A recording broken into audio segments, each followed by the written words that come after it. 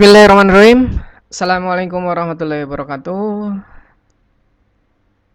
Kali ini kita ketemu di pertemuan ketiga manajemen jaringan. Temanya tentang network komponen. Oke. Nah, pada pertemuan 2 kemarin kita sudah membahas beberapa fitur ya. Oke. Nah, saat ini kita masuk ke dalam pondasinya dari suatu jaringan. Oke. Pada network komponen, kita akan belajar dulu mengenai teknologi jaringan komputer. Nih, jaringan komputer adalah sebuah sistem yang terdiri atas komputer-komputer dan perangkat jaringan yang didesain untuk berbagi sumber daya, berkomunikasi, dan dapat mengakses informasi. Jelas ya? Nah, kalau misalkan kita lihat nih di apa di awan ya atau di atas langit itu mungkin ya jaringan akan seperti ini gitu, tapi memang tidak kelihatan dengan kasat mata, jadinya tidak terlihat ya. Oke, udah sekompleks ini gitu jaringan pada masa ini. Lanjut kita langsung ke pada LAN ya, local area network. Jadi ada beberapa tentang teknologi jaringan itu, nggak hanya local area network, nggak hanya wide area network, tapi di sini dibahas sedikit saja karena hampir sama sih pondasinya dari awal membangunnya itu hampir sama. Nah, ini local area network merupakan suatu jenis jaringan komputer dengan mencakup wilayah lokal yang jangkauannya maksimal 10 km. Jadi secara lokalnya ya lokal, nama juga lokal ya, berarti lokalannya maksimal 10 km radiusnya. Oke, LAN ini paling banyak dipergunakan di beberapa tempat, kantor ataupun sekolah, rumahan, biasanya warnet kayak gitu ya. Modelnya biasanya dipergunakan paling umum. Lalu ada lagi di wide area network. Nah, ini sudah mencakup daerah geografis yang luas, seringkali mencakup negara atau benua. Nah, ini udah kompleks ya. Semua negara terhubung, semua benua terhubung secara network. Oke, di WAN. Oke. Nah, pada jaringan ada yang namanya topologi. Nah, kita bahas sedikit topologi di beberapa topologi yang ada gitu ya. Tidak semua topologi kita bahas, biasanya yang paling umum kita gunakan. Ada topologi bus yang karakteristiknya biasanya node itu penghubung ya, dihubungkan secara serial sebagai kabel.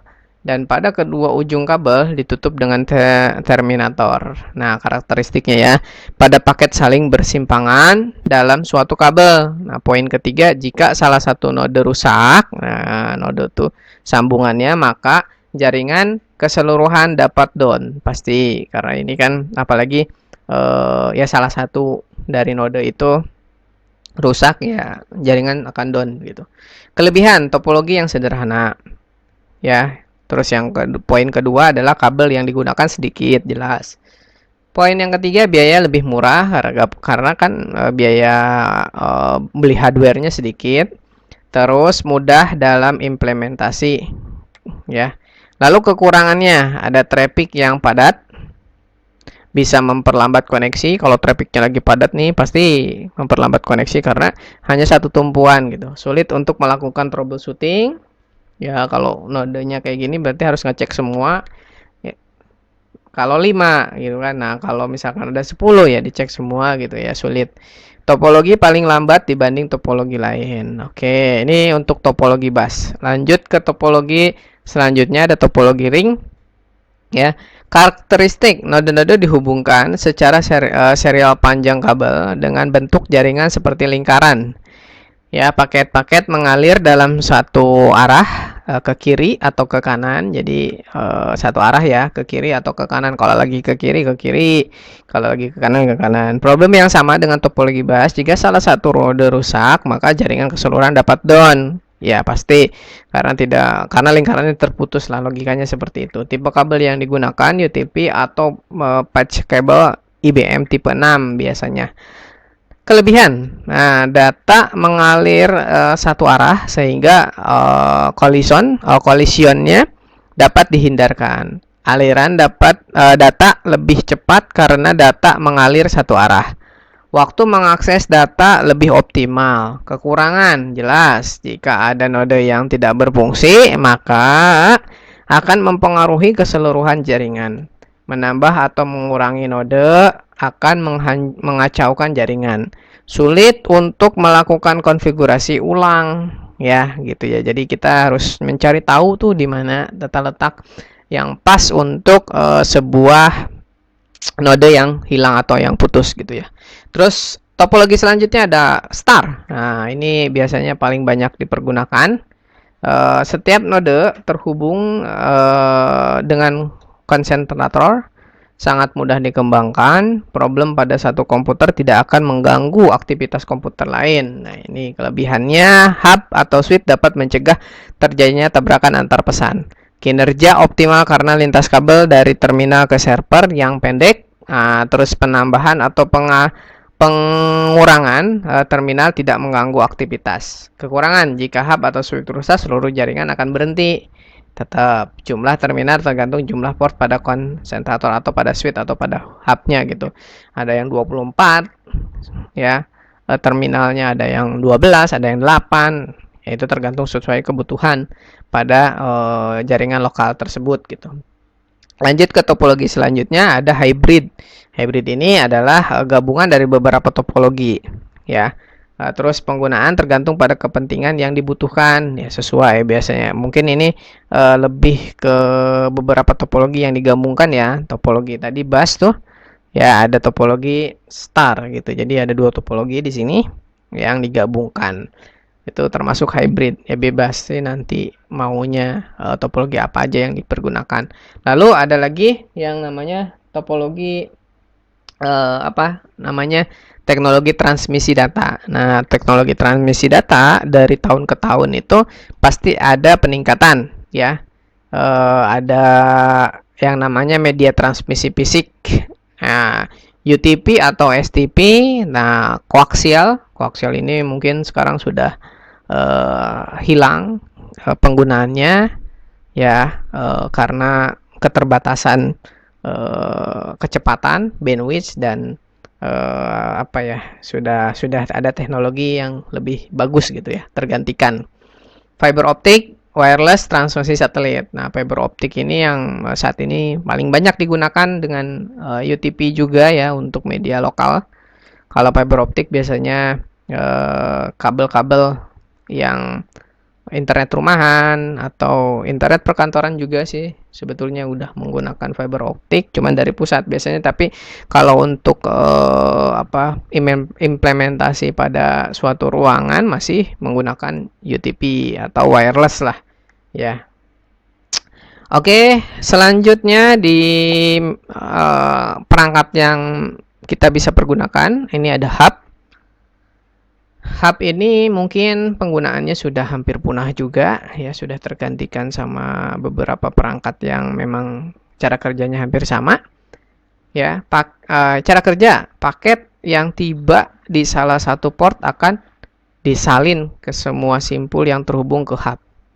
Kecepatan hub harus dibagi ke masing-masing port. Nah, itu kelebihan, memungkinkan pengguna untuk berbagi pada jalur yang sama. Kekurangan, karena berbagi jalur yang sama, maka kecepatan komunikasinya harus berbagi. Jadi kalau misalkan ada yang gunain 5, ya satu harus dibagi 5 gitu. Kalau 3 ya dibagi 3. Itu kekurangannya. Beda dengan kerabatnya, switch. Nih, kalau di switch cara kerjanya ada dua arsitektur, yaitu cut through dan store and forward gitu kan. Terus switch cut through memiliki kelebihan di sisi seperti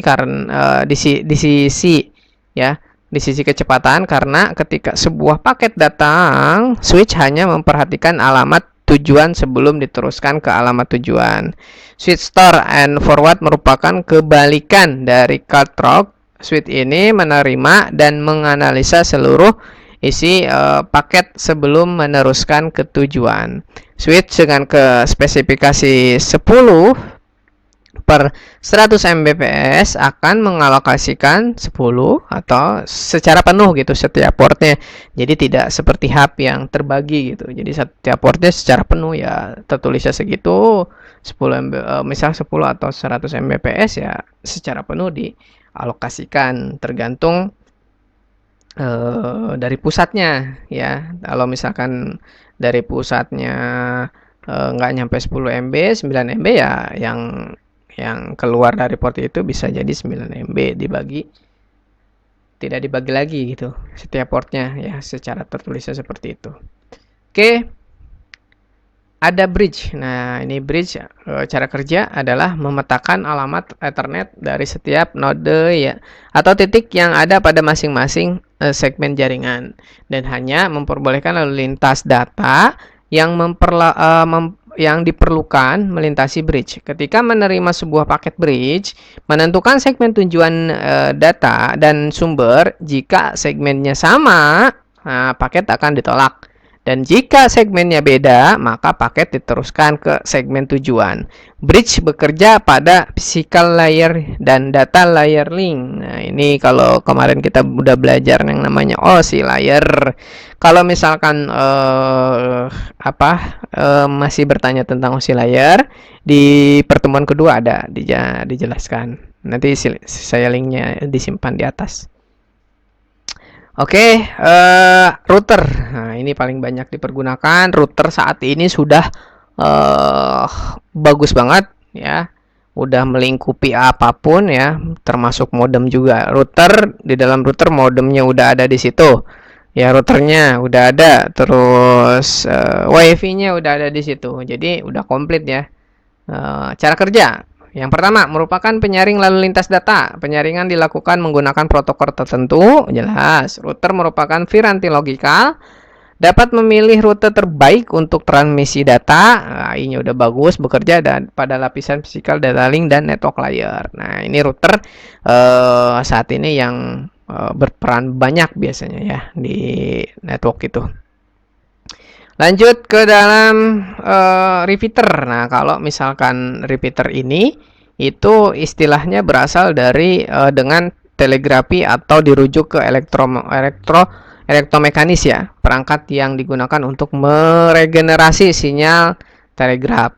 Nah, ini pandangan secara umum. Tapi kalau khususnya kayak gini ya. Misalkan saya memasang WiFi akses point, misalkan ya akses point di lantai pertama ya di rumah, lalu di lantai kedua ternyata sinyal yang didapatkan itu tidak sebanyak di lantai pertama. Nah, itu nantinya akan berpengaruh pada kecepatan ketika kita atau kita berinternet di lantai kedua. Nah, ini alternatifnya kita bisa menggunakan yang mana repeater di lantai kedua. Nah, repeater di lantai kedua yang terhubung dengan akses point lantai pertama gitu. Jadi udah langsung lah settingannya. Udah enak sekarang, repeater sekarang udah bagus-bagus, udah simple-simple, murah juga ada gitu kan. Beberapa produk juga sudah mengeluarkan itu gitu untuk jaringan komunikasi yang lebih stabil. Oke. Itu aja ya. Nah, ini gambaran dari networking saat ini ya, yang menyatukan beberapa benua ya. Ini bisa terhubung dengan apapun, kita bisa mengakses ke negara apapun, ke negara manapun ya. Itu kita udah bisa mengakses. Nah, jaringan internet ini memudahkan dengan adanya teknologi jaringan komputer, semua dapat terhubung ya. Termasuk kita mengakses media sosial gitu, berita dari mancanegara dan apapun hubungannya dengan, pasti ada yang nulis apa kan sebelum kita membeli sesuatu ya. Kita biasanya juga suka melihat yang namanya review di YouTube misalkan ya, ataupun di media-media ya lainnya gitu. Saya besok mau beli jam ada jam smartwatch gitu, kira-kira yang terbaik apa ya. Udah pasti tinggal cari, udah gampang gitu kalau modelnya sekarang itu, karena infrastruktur juga semakin kuat ya, dan kecepatan internet semakin bertambah gitu ya. Ya, nanti juga kan sebentar lagi handphone sudah mulai dirubah sinyalnya menjadi 5G.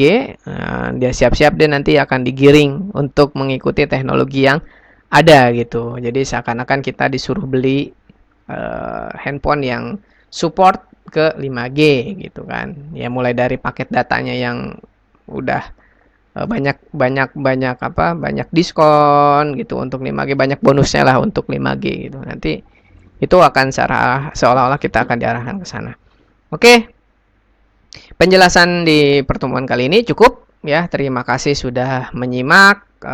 Semoga ilmunya dapat dimengerti, dipahami, dan diamalkan kembali. Wassalamualaikum warahmatullahi wabarakatuh.